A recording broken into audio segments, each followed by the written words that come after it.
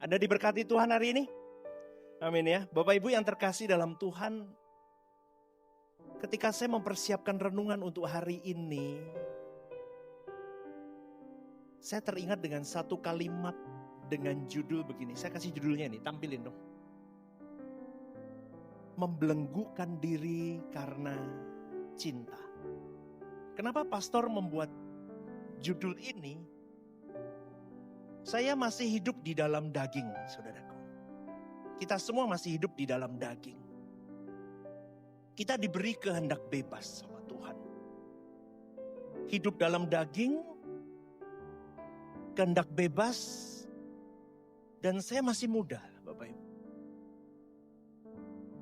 Kadang daging saya itu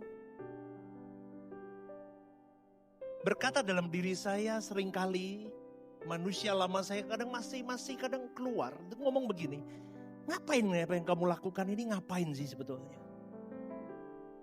Kenapa kamu sampai segitunya sama Tuhan? Kenapa kamu sampai segitunya melayani Tuhan? Untuk apa? Bapak Ibu, saudara-saudari yang terkasih dalam Tuhan, saya percaya Bapak Ibu saudara-saudari juga pernah mengalami hal yang sama ketika Anda melayani pekerjaan Tuhan.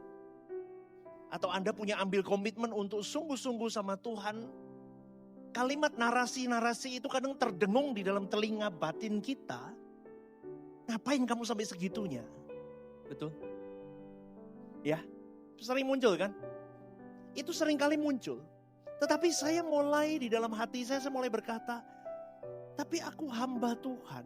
Aku hamba, aku itu budaknya Tuhan. Siapa Stephen Lim, siapa saya, siapa Anda? Kalau hari ini kita masih bisa hidup, masih bisa ini dan itu, ini semua karena Tuhan. Maka satu kalimat yang saya klik di dalam hati dan pikiran dan jiwa saya adalah, saya memang sedang membelenggukan diri saya karena saya cinta Tuhan saya. Kemudian saya mencoba mencari perikop ayat yang ada dengan hal ini, yang satu pemikiran dengan yang sedang saya gumulkan ini. Saya mendapatkan di dalam Keluaran 21 ayat 5, tampilkan. Tetapi jika budak itu dengan tegas berkata, aku mengasihi kepada tuanku, kepada istriku dan kepada anak-anakku, aku tidak mau keluar sebagai orang merdeka. Saya merenung, saudaraku, lah ini saya. Mungkin Bapak Ibu saudara-saudari belum memahami. Oke, saya akan lanjutkan. Dalam konteks historisnya, tampilkan poin yang pertama. Konteks historisnya, saudaraku, Keluaran 21 merupakan bagian dari kitab perjanjian. Covenant Code. Kalau Bapak Ibu lihat Keluaran 20 itu adalah di sana ditampilkan bagaimana Allah memberikan 10 hukum Taurat. Setelah bangsa Israel keluar dari Mesir, diberikan 10 hukum Taurat, Keluaran 20, Keluaran 21 muncul kalimat ini. Kalau kita lihat Keluaran 21 itu berbicara tentang hak budak Ibrani. Maka saya mulai merenungkan, berarti Keluaran 21 merupakan bagian dari Covenant Code, kitab perjanjian. Yaitu kumpulan hukum yang diberikan Allah kepada bangsa Israel setelah pemberian 10 perintah Allah di Gunung Sinai. Perbudakan di Israel berbeda dengan sistem perbudakan yang berkembang di dunia Romawi, saudaraku. Beda juga dengan perbudakan di zaman modern ini. Kalau di konteks ini, saudaraku, seorang Ibrani sering menjadi budak karena dia miskin dan mereka berhutang biasanya. Kemudian dia bekerja kepada tuannya ini selama 6 tahun. Dan harus dibebaskan pada tahun yang ke-7. Keluaran 21 ayat 2, firman Tuhan berkata begini. Apabila engkau membeli seorang budak Ibrani, maka haruslah ia bekerja kepadamu 6 tahun lamanya. Tetapi pada tahun yang ke-7, ia diizinkan keluar sebagai orang merdeka dan tidak membayar tebusan apa-apa. Berarti tahun ke-7, budak ini free. Tidak ada ikatan kerja. Namun bila masa pelayanan itu tuannya memberi budak itu seorang istri, saudaraku, dan kemudian lahir anak-anak, maka menurut hukum saat itu, saudaraku, istri dan anak-anaknya tetap tidak bebas. Tetap ada di dalam rumah tuannya. Meskipun si budak ini merdeka. Anda masih mengikuti sampai di sini? Itu hukumnya di sana. Kenapa pastor tahu? Terdapat di dalam Keluaran 21 ayat 4. Coba tampilkan. Keluaran 21 ayat 4, firman Tuhan berkata, jika tuannya memberikan kepadanya seorang istri dan perempuan itu melahirkan anak-anak lelaki atau perempuan, berarti mau laki-laki mau perempuan, maka perempuan itu dengan anak-anaknya tetap menjadi kepunyaan tuannya.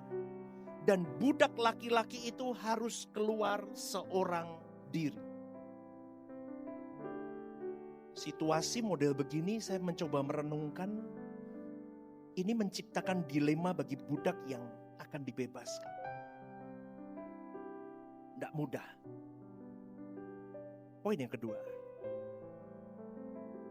Konteks kanonik yang ada, saya pertanyaannya begini dalam konteks kanonik yang mau saya sampaikan. Mengapa hukum ini muncul pertama?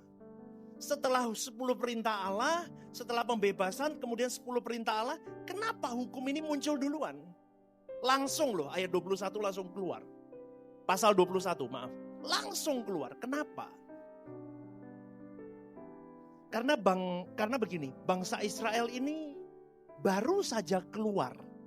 Dikeluarkan oleh Allah dari bangsa Mesir. Bangsa yang pernah diperbudak, itu harus belajar memperlakukan sesamanya dengan cara yang berbeda.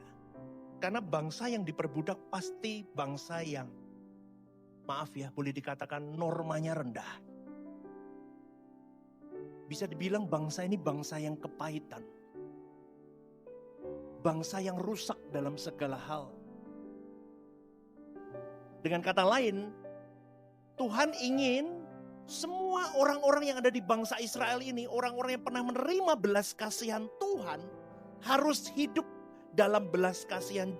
Harus begini, harus memberikan hidupnya untuk menjadi belas kasihan untuk orang lain. Jadi Allah sedang mengajarkan kepada bangsa ini bagaimana berbelas kasihan, karena kamu sudah kuberi belas kasihan. Allah sedang membentuk masyarakat Israel ini harus beda dengan cara pandang bangsa Mesir. Sedang dilatih. Karena Mesir itu dibangun dengan eksploitasi, tetapi kerajaan Allah itu dibangun di atas keadilan dan kasih. Keadilan dan kasih. Ini kan nafasnya Tuhan.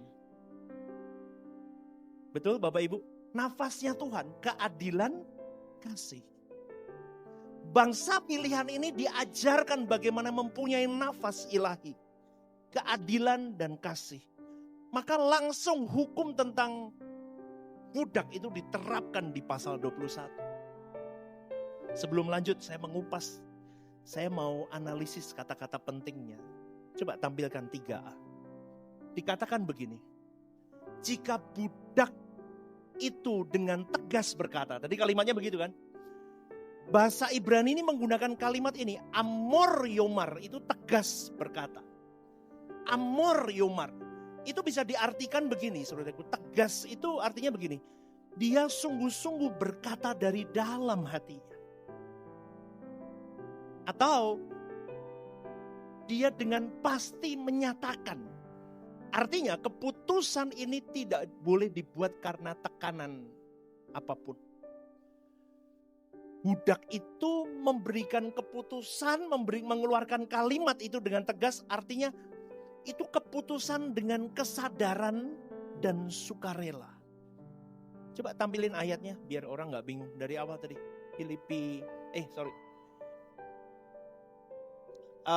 Keluaran 21 ayat 5. Tetapi jika budak itu dengan tegas berkata, kalimatnya begini. Budak itu dengan sadar dan sukarela mengatakan dari yang kedalaman hatinya, aku mengasihi kepada Tuhan. Saudaraku, aku mengasihi. Coba 3B tampilkan. Aku mengasihi. Mengasihi itu menggunakan kalimat ahaf. Kata yang sama digunakan untuk kasih dalam hubungan dengan keluarga. Dengan persahabatan, dengan kasih kita kepada Allah. Menggunakan kalimat yang sama. Ahaf. Aku mengasihi Tuanku.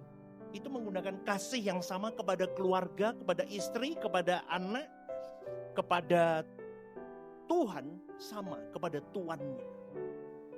Sama grade-nya.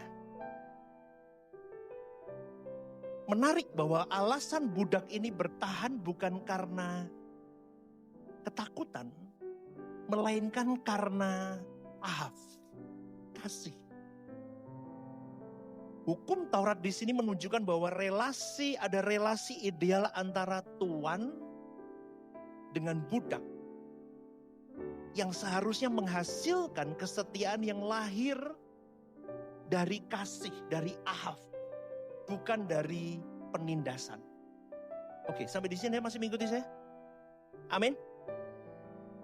Kalimat yang selanjutnya 3C. Aku mengasihi tuanku, istriku, dan anak-anakku. Coba, ini ada yang janggal untuk orang zaman sekarang. Mana yang diletakkan paling depan? Loh, kok enggak istrinya? Coba kalau kita belajar Alkitab, kita lihat penempatan itu pun juga kita penting. Kenapa dia letakkan tuanku, enggak istriku? Orang modern masih taruhnya siapa? Kalau enggak ngomel nanti istrinya pulang. Urutannya budak itu menyebut tuanku nomor 1. Yang kedua istriku. Yang ketiga baru anak-anakku. Ini menunjukkan bahwa kecintaannya kepada tuannya itu menjadi bagian dari alasan utama mengapa dia ingin tetap tinggal di rumah tuannya. Kalimat ini juga bisa dikatakan sebagai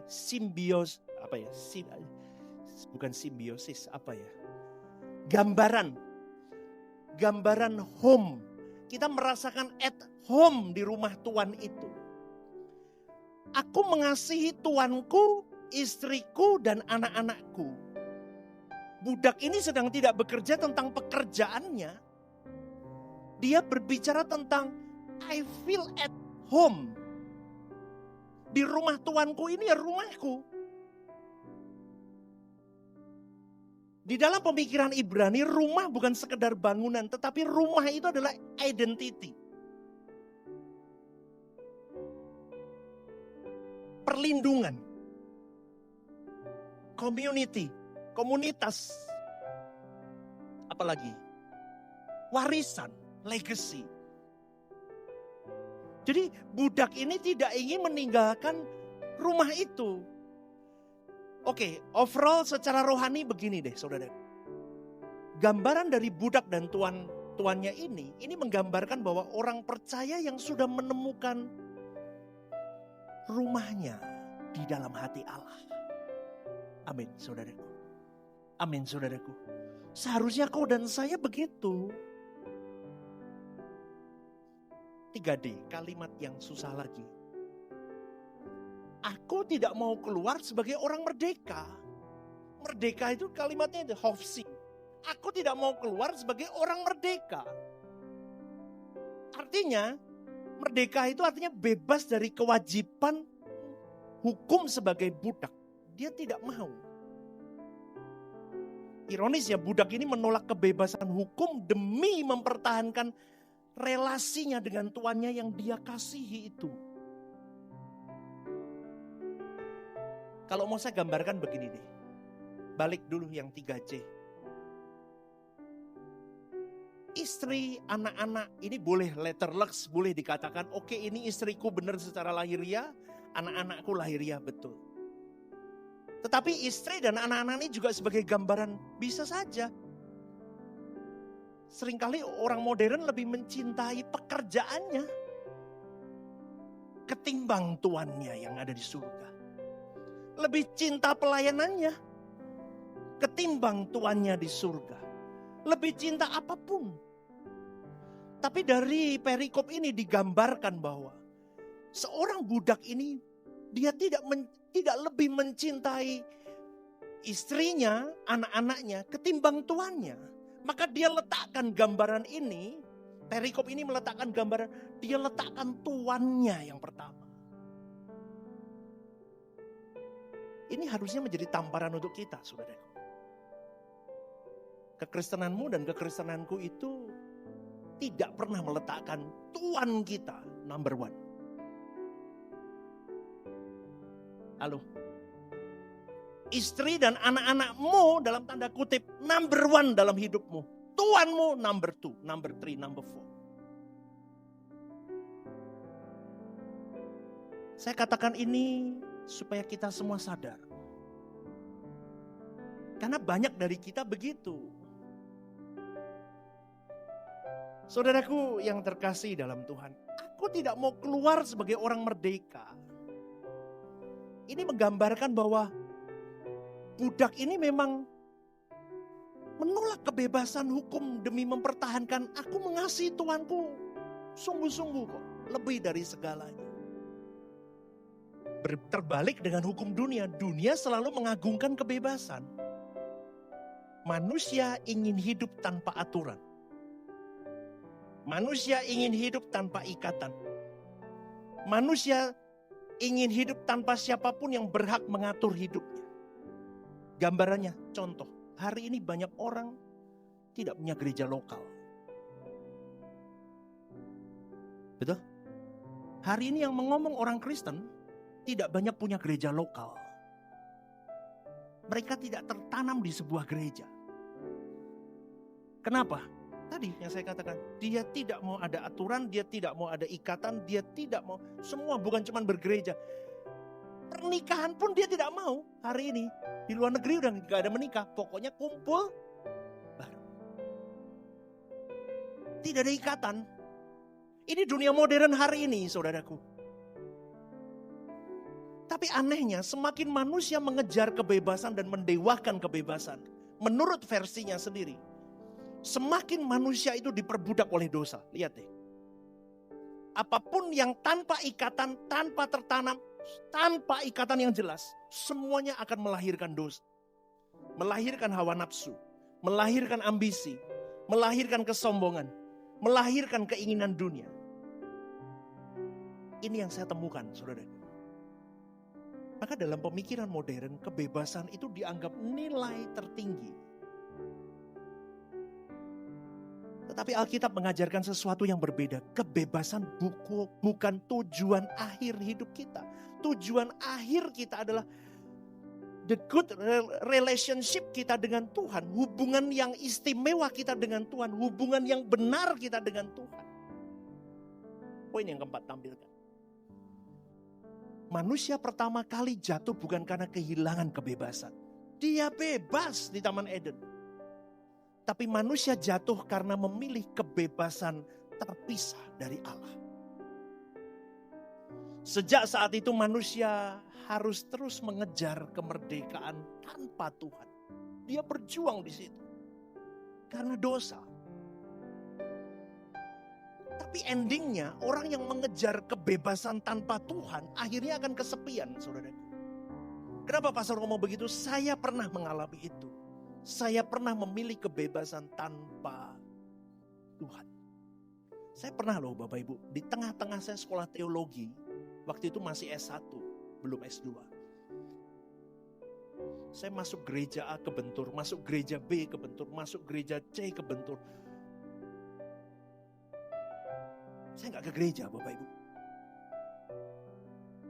Hari Minggu tuh saya gak ke gereja. Saya ke gereja kalau saya diundang khotbah.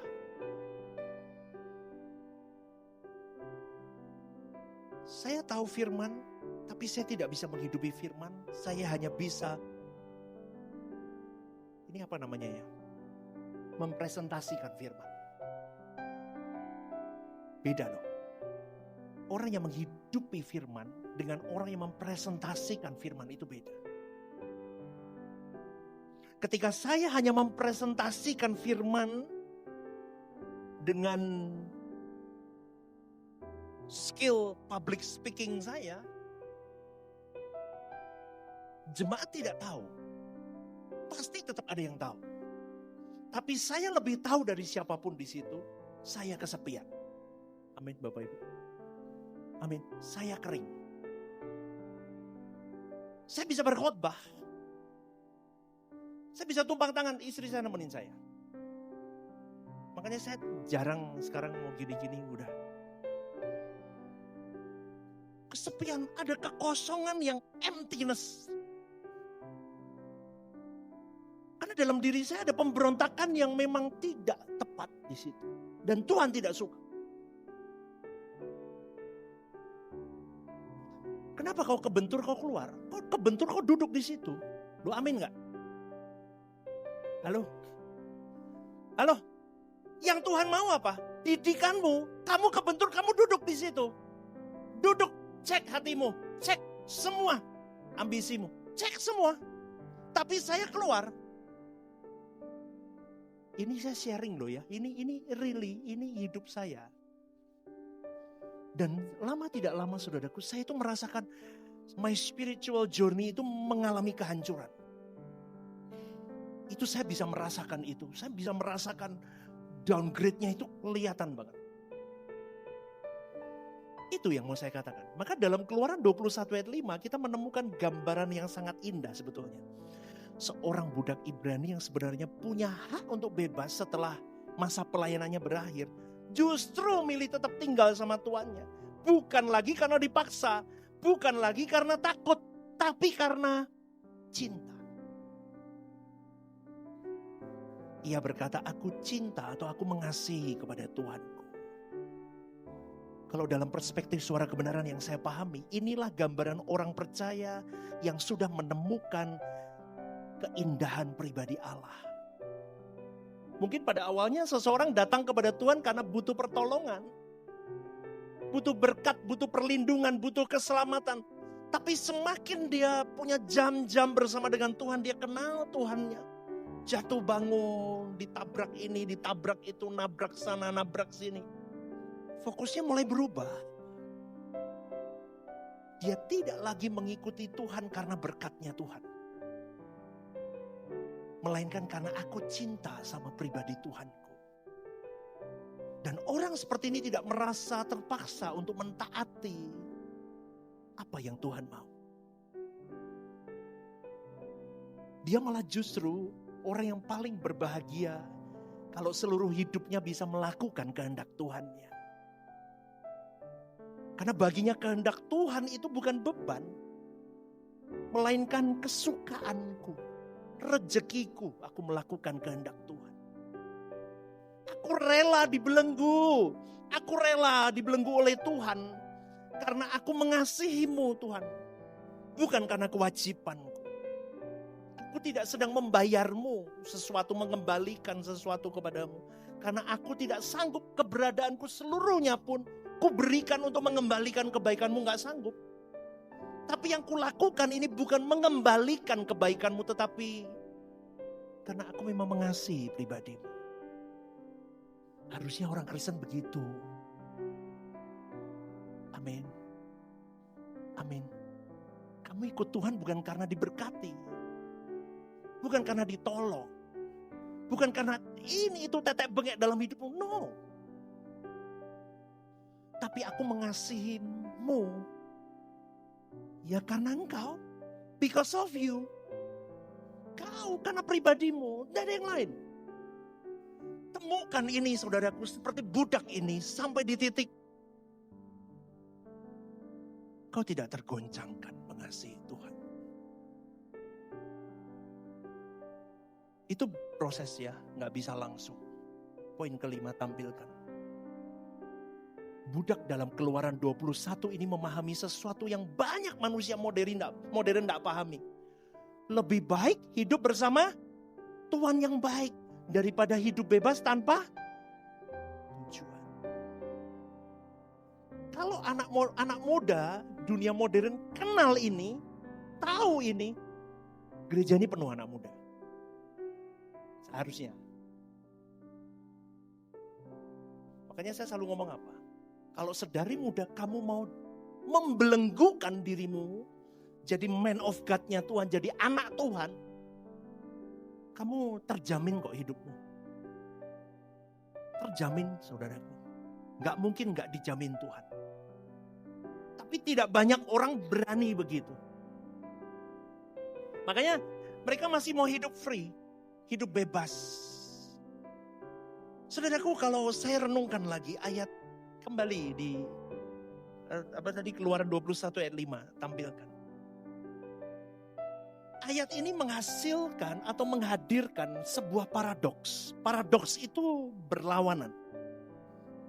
Coba kita baca sekali lagi. Tetapi jika budak itu dengan tegas berkata, aku mengasihi kepada tuanku, kepada istriku, dan kepada anak-anakku, aku tidak mau keluar sebagai orang merdeka.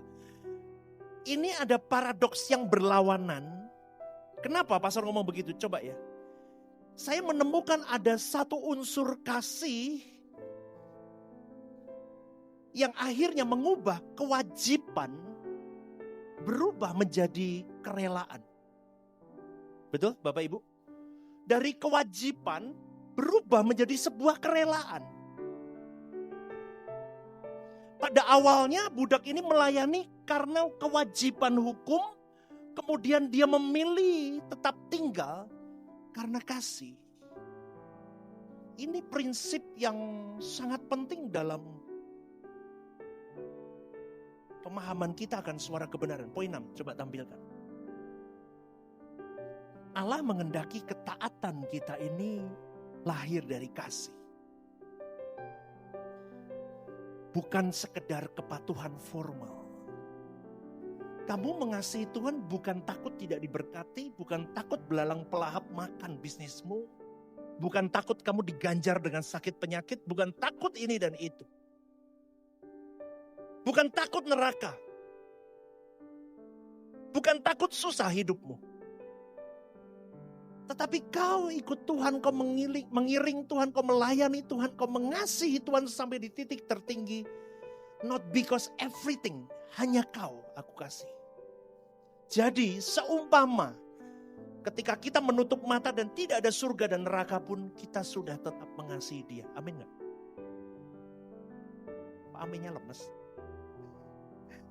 Seumpama kita menutup mata dan kita membuka mata di kekekalan. Ternyata kekekalan tidak ada pun. Tidak ada salahnya. Kita patuh mengasihi Tuhan kita itu karena pribadinya. Tapi ini hanya seumpama, Tuhan ada kok. Jangan bingung loh ya. Terus pastor ngomong begini berarti Tuhan gak ada nih. Seumpama. Amin saudaraku. Anda masih bersama dengan saya?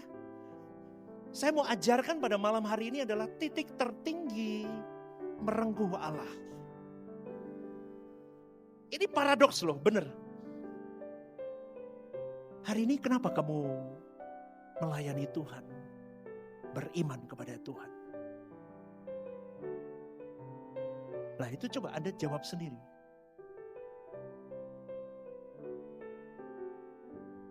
Bukan sampai di titik, ya karena Tuhan baik, aku baik. Itu masih belum.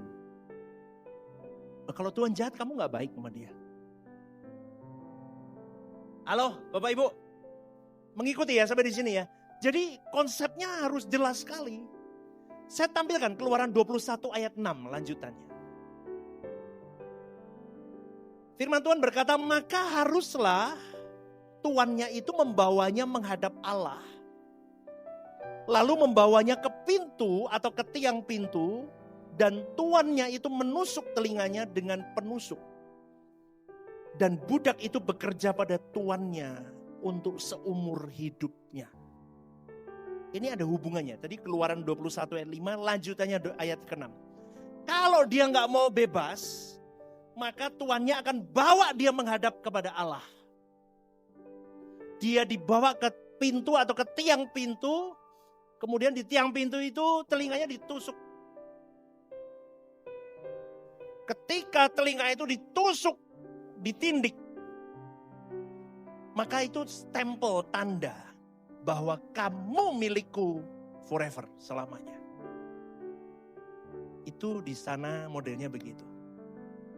Jadi setelah keputusan budak itu ditindik. Telinga yang ditindik itu simbol kepemilikan permanen milik tuannya. Komitmen seumur hidup budak itu kepada tuannya. Dan kesediaan untuk terus mengiring, mendengar, mentaati semua yang diperintahkan oleh Tuhan. Poin yang ke-7 tampilkan. Jadi saudaraku, ayat 5 adalah deklarasi hati dari hamba itu. Sedangkan ayat ke-6 adalah tanda lahiriah dia ditindik. Dari deklarasi yang dia katakan, aku cinta kepada Tuanku, istriku dan anak-anakku. Aku tidak mau jadi orang merdeka.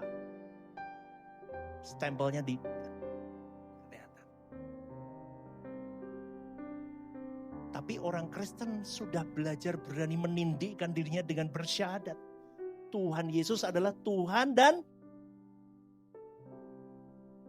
lemes toh kamu itu mau denger aku ngomong gitu. Tuhan Yesus adalah Tuhan dan Juru. Tadi saya ulang sekali lagi. Orang kalau ditindik simbolnya apa? Milik permanen Tuhan. Nah kok kita masih dimiliki dunia? Bingung toh? Kalau sudah total milik Tuhannya berarti kita tidak punya hidup lagi kecuali milik kepentingannya Tuhan.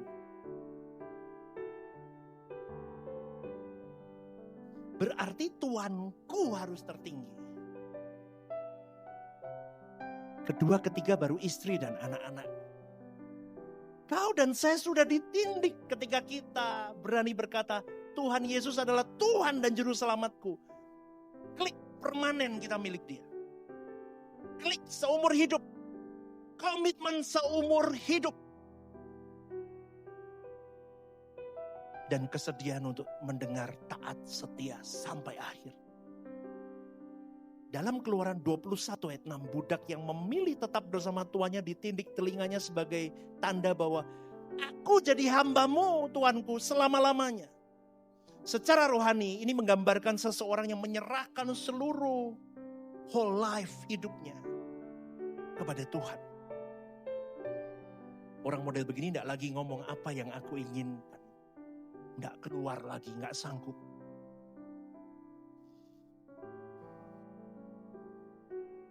Tapi apa yang Tuanku inginkan?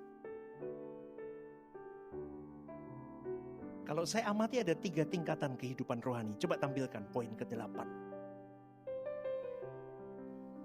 Poin yang pertama, saudaraku. Aku melayani Tuanku karena aku takut. Tuhan, aku takut dihukum. Jangan ambil anakku, jangan ambil bisnisku, jangan ambil kesehatanku. Jangan ini, jangan itu. Ini tingkat paling rendah. Tingkat yang kedua, aku melayani karena berkat Tuhan. Tuhan, aku ingin pertolongan-Mu. Aku ingin rumah baru, aku ingin mobil baru. Aku ingin sehat, aku ingin pasangan. Pasangannya yang ganteng, yang kayak Efse kemarin baru konser gitu ya. Yang mukanya umur 40 masih... Ya, aduh, itu semua konser mak-mak yang datang Bapak Ibu. Ya. Seumuran saya tapi mukanya ke umur 21 ya. Saya kepingin punya yang kayak begitu, kepingin yang cantik yang kayak siapalah nggak tahu saya ya. Udah modelnya begitu. Dan banyak orang berhenti di tingkat yang kedua. Tapi di Rehoboth Semarang saya ajak Bapak Ibu, saudara-saudari kita semua belajar hari ini. Masuk kepada tingkat yang ketiga. Belajar dari budak Ibrani itu kepada Tuhannya. Melayani karena kasih. Tuhan, sekalipun tidak ada keuntungan bagiku melayani-Mu. Bahkan habis hidupku dan nyawaku. Aku tetap memilih Engkau. Halo. Bagaimana Bapak Ibu? Susah nggak? Banget. Banget ini. Dan pada titik ini seseorang tidak lagi mencari apa yang dapat diberikan Tuhan kepada dia. Tapi dia mencari Tuhan itu sendiri. Di mana Anda? Tanyakan dalam dirimu dan jujurlah. Poin yang ketiga ini adalah tingkatan yang kehidupan rohani yang sangat dewasa. Aku tidak lagi melayani demi upah. Aku melayani karena aku tidak bisa hidup tanpa dia. Aku tidak lagi mencari tangan Tuhan, tapi aku mencari wajah Tuhan. Dan aku tidak mau bebas dari dia. Memang 24 jam 7 hari memang aku harus hidup dekat dia. Terikat sama dia. Semakin erat semakin baik. Semakin terbelenggu semakin baik. Poin yang ke-9 tampilkan. Semakin seseorang mengenal kasih Allah, semakin dia sadar bahwa kebebasan sejati itu bukan hidup tanpa Tuhan. Tapi hidup sepenuhnya di bawah pemerintahan Tuhan. Ini yang harus kita renungkan, saudaraku. Poin yang ke-10. Terbelenggu oleh dunia membawa kematian, saudaraku. Tapi terbelenggu oleh kasih Tuhan membawa kehidupan yang kekal. Bapak Ibu kalau lihat ritme hidup saya dengan istri dan keluarga itu hidup gak macam-macam, saudaraku. Saya jarang sekali ke mall. Saya ke mall ini baru beberapa hari ini karena menemani Jaden reuni dengan teman-temannya. Karena saya tahu titik lemah saya. Saya suka belanja dari dulu. Dulu saya nggak pulang loh kalau ke luar negeri gitu ya Bapak Ibu ya. Belanja dari matahari terbit sampai matahari mau terbit Bapak Ibu. Saya nggak pulang. Sampai kaki lecet, sompal semua nggak masalah. Yang penting shopping. Semakin saya tahu suara kebenaran, semakin saya dan istri dibentuk Tuhan. Dan Tuhan itu baik. Setiap kali saya pulang mall berapa hari ini, sakit Bapak Ibu. Berarti Tuhan ngomong apa? Oh rasa nge-mall nak. Saya sudah jarang nge-mall Bapak Ibu. Artinya apa? Saya cuma ngomong gini. Dulu saya dibelenggu dengan banyak-banyak begitu saudaraku. Tapi kemarin terpaksa harus membelikan gurunya souvenir dan saya udahlah kita pergi. Saya sudah tidak ada minat di situ, saudara. Karena saya mencoba membelenggukan diri saya. Tidak apa-apa loh, bukan tidak boleh ke mall. Jangan salah loh ya. Halo, Bapak Ibu. Kok ragil mau gereja ki? Bijian ki, ngene Stephen Lim ki bangetan. Kenapa? Lu ngomong lu rentok boleh.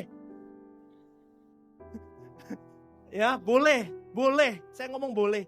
Tapi kalau Anda tahu itu temptationmu di situ, nggak usah sering-sering. Boleh Bapak Ibu, saya cuma mau katakan begini. Perbanyak waktumu untuk hal-hal yang lebih ada fungsinya untuk kekekalan. Amin. Ya, kecuali kalau ke mall mau beliin oleh-oleh buat pendetanya boleh. Pergilah, ya. Ya, tapi kalau nggak ada pentingnya, mau makan, pastor, makan di luar lebih murah. Amin. Lebih murah. Kita tidak terbelenggu oleh apapun yang saya sampaikan di sini. Kenapa? Kalau kita terbelenggu oleh dunia harus ini, harus itu, harus begini, harus begitu. Kita membawa kita kepada kematian, saudaraku. Mati rohmu. Mati instingmu untuk cinta Tuhan. Lama-lama kau tidak akan bisa memandang Allah dengan clear, kamu akan buram. Dunia tawarkan kenikmatan. Kalau kamu ke mall itu kamu dilihatin semua segitu barang-barang yang kamu.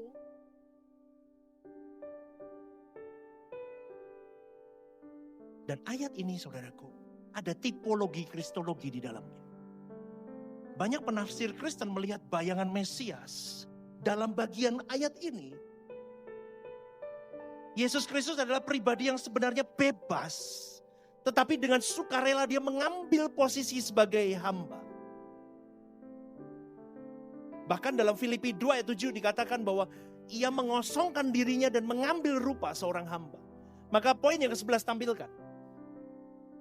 Dalam terang Injil, Keluaran 21 ayat 5 ini menggambarkan prinsip bahwa kristologisnya jelas bahwa kasih menghasilkan penyerahan diri secara sukarela. Beri tepuk tangan untuk Tuhan. Seperti Yesus, berarti kita mau tidak mau harus menerapkan, ambil dari ayat ini Keluaran 21 ayat 5 dan 6 ini sebagai satu gambaran bahwa Yesus pun juga sama. Ada kasih yang menghasilkan penyerahan diri total sampai nyawa pun diberikan. Kau dan saya sama, untuk kepentingan Bapa, harusnya kau dan saya sampai nyawa pun diberikan. Tapi itu semua hanya omon-omon ya kalimatnya. Kalau Bapak Ibu tidak sungguh-sungguh membelenggukan diri karena kau cinta Tuhanmu, itu kamu latih. Kamu, Bapak Ibu saudara-saudari dengan saya itu melatih kecintaan kita kepada Tuhan sampai di titik-titik tertinggi. Sampai kita eksklusivitas kita di titik tertinggi. Itu nggak akan terjadi ini. Ini hanya moto kekristenan. Tapi tidak pernah tercurah dalam kehidupan orang Kristen. Maka saudaraku, ayat ini juga bisa dipahami sebagai gambaran orang percaya yang sampai di titik ketika dia menjalin cintanya sama Tuhan, dia menemukan keindahan pribadi Allah itu sendiri. Sehingga ketika dia melihat seperti seorang pria ketika ketemu pandangan pertama dengan seorang wanita yang begitu cantik, dia dan tidak bisa, apa nih bahasa Indonesia, terpana. Di sini pria-pria pernah terpana nggak? Loh, enggak pernah ya? Kalau ketemu istrinya sekarang nih, dulu waktu pacaran terpana apa terkelilip ini. Jadi kan seperti seorang pria yang melihat perempuan idamannya, dia wow, terpana. Tidak bisa ke lain pandangan. Seharusnya kau dan saya juga sama, melihat pribadi Allah itu sampai di titik I don't care yang lain. Aku lihat dia aja. Kalau Anda pakai ilustrasi ini, saudaraku, I don't care yang lain, aku lihat Tuhan aja. Maka pelayananmu, hidupmu, spiritualitasmu, naik turun keadaanmu, Tuhan diam atau tidak diam, Tuhan mau apapun yang terjadi, kau tetap tenang. Betul nggak? Betul nggak? Anda tetap stabil.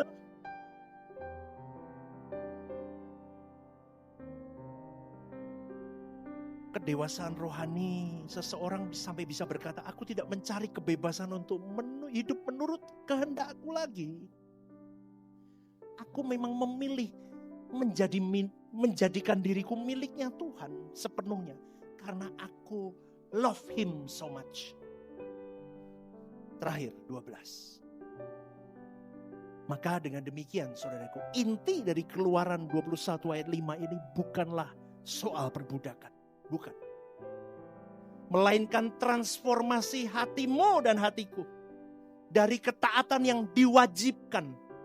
Kan kalau sekarang ini saya masih ngomong wajib. Ayo kamu sudah ditebus oleh Tuhan Yesus. Inisiatornya Bapa. Ayo kita berhutang sama Bapa, sama Tuhan Yesus. Ayo pelayanan, betul? Tiap minggu loh. Ayo pelayanan, ayo kalau yang sudah pelayanan, naikkan grade-mu. Sampai engkau bisa seperti Yesus, habis untuk dia. Pertama-tama kan pasti wajib, ya udahlah, sungkan sama Pastor Stephen, ya udah deh. Tiap minggu ditanyain mau pelayanan apa? Masa saya tiap kali nggak datang nggak jawab. Mau pelayanan apa? Mau pelayanan apa? Bahkan sampai tidur pun Anda mimpi. Pastor Stephen Lim berkata, mau pelayanan apa? Anda sampai kebangun kaget minum, ya monster mukanya. Mau pelayanan apa? Kaget Anda. Diwajibkan. Kemudian saudaraku, transformasi hati. Kenapa sih aku dikejar-kejar pelayanan? Gak perlu dikejar-kejar, malu dong. Dari malu karena manusia lain, sampai di titik malu sama Tuhan karena keberadaan dirinya. Berubah dia. Mulai sampai terus berkelas, terus. Ini butuh proses. Butuh proses. Gini gak perlu dikejar-kejar ke gereja.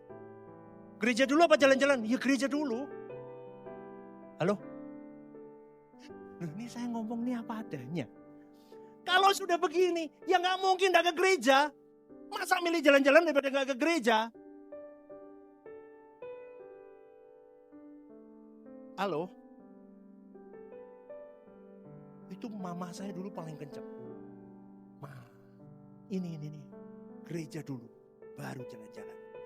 Sulak gelap, enggak apa-apa gelap. Tuhan nomor 1. Wih, ngeri. Itu mama saya, enggak tahu SK loh. Yang tahu SK kok malah jalan-jalan daripada gereja.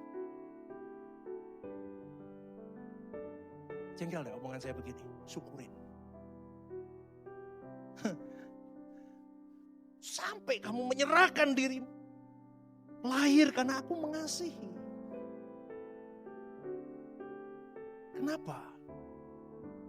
Kamu di sini Bapak Ibu duduk sebagai jemaat lokal.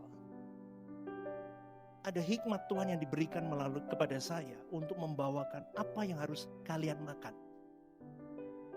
Betul? Itu rapi. 1 bulan, 1 tahun ke depan rapi. Anda harus makan apa jelas. Goalnya apa, vitaminnya apa. WA channel itu vitamin. Ini apa ya ini? Ini tambahan. Apa jenenge jajan hari Rebu. Hari Minggu itu makanan utamamu. Minggu gak datang. Lebih ya. Kamu udah makan nasi? Amin. Sampai kamu sadar, Bapak Ibu sadar. Lahir dari kasih sampai Anda Tuhan dulu. Number 1. Tuhan dulu. Tuhan dulu. Semua hal Tuhan. Mau buat usaha, jangan dulu. Suami istri ngomong, yuk kita ngobrol ke Tuhan dulu. Milih anak sekolah, sabar, ke Tuhan dulu. Ngeri gak saudara? Sampai gitu loh. Milih aktivis, ke Tuhan dulu. Dan ayat ini juga mengajarkan bahwa puncak kehidupan rohani bukanlah kebebasan. Melainkan kasih yang menghasilkan penyerahan diri secara sukarela. Inilah salah satu gambaran paling indah dalam Taurat mengenai hubungan kasih yang menghasilkan komitmen total kepada Allah. Semoga melalui renungan yang saya sampaikan ini, saudaraku, Anda menangkap pesan ilahi yang tajam. Kalau Anda belum sampai di titik seperti budak Ibrani ini kepada tuannya, belum layak. Kita belum layak. Maka saya rindu Jemaat Rehoboth Semarang. Habis-habisanlah untuk Tuhanmu. Amin saudaraku. Amin saudaraku. Silakan bagi berdiri. Shalom saudaraku yang terkasih di dalam Tuhan. Ada program baru yang bernama Are You Okay? Ini adalah program yang memang diadakan bagi saudara-saudari yang rindu atau ingin didoakan. Mungkin saudara-saudari sedang mengalami pergumulan-pergumulan hidup yang sulit, yang berat, menghadapi masalah-masalah yang tidak mudah. Saudara-saudari bisa klik di formulir online yang tertera atau scan barcode di situ. Anda bisa tuliskan di sana apa yang menjadi pergumulan masalah Anda yang ingin didoakan. Tujuannya satu, Anda tidak merasa sendiri. Saya sendiri akan mendoakan beserta tim yang akan menangani ini. Saya akan mendoakan di dalam mesbah-mesbah doa kami. Tujuannya satu, supaya saudara-saudari merasa ada yang support, tidak sendirian berjalan menghadapi beratnya kehidupan. Ini kerinduan saya, kita berbagi kasih secara nyata. Dan kiranya program baru ini bisa menjadi berkat untuk kita semua. Tuhan Yesus memberkati.